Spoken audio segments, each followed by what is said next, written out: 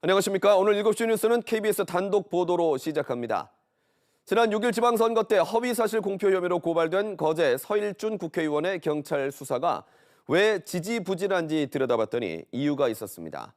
서 의원이 반년째 경찰 소환 조사에 응하지 않고 있기 때문인데요. 게다가 서 의원 측이 자신의 의원실에서 조사를 받겠다며 사실상 경찰을 압박한 사실이 KBS 취재 결과 확인됐습니다. 이대원 기자의 보도입니다.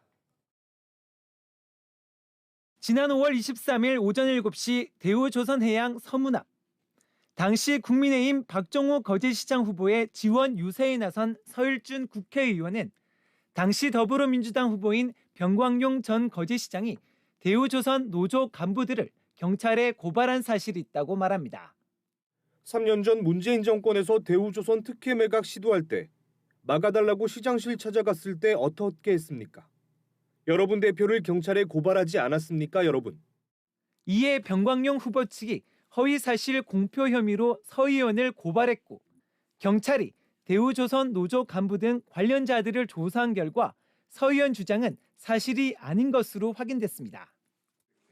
경찰은 구체적인 근거와 소명자료, 고의성 여부 등을 조사하기 위해 지난 7월 말 서 의원 측에 출석 조사 요구서를 전달했지만 서 의원은 국회 일정 등을 이유로 출석을 사실상 거부해왔습니다.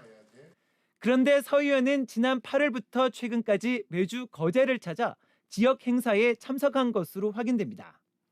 관련 혐의의 공소시효가 오는 12월 1일로 임박하자 경찰은 지난달 초 국회 인근 서울 영등포 경찰서나 지역구인 거제 경찰서 등에서 출장 조사를 하겠다고 제안했습니다.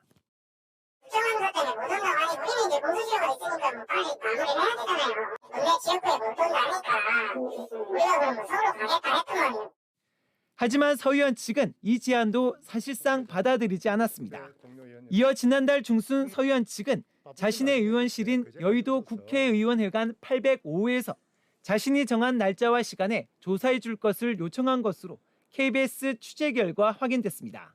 경찰청 훈령에는 경찰서 이외 장소에서 조사가 가능한 경우는 피의자 신문이 아닐 경우에 하나는 것으로 명시돼 있습니다.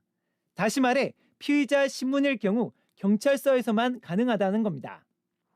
경찰은 내부 논의 끝에 피의자 신문 조사를 국회의원회관에서 한 전례가 없고 녹화 장비 등이 갖춰져 있지 않다며 서 의원 측의 경찰서 출석을 재차 요구했습니다.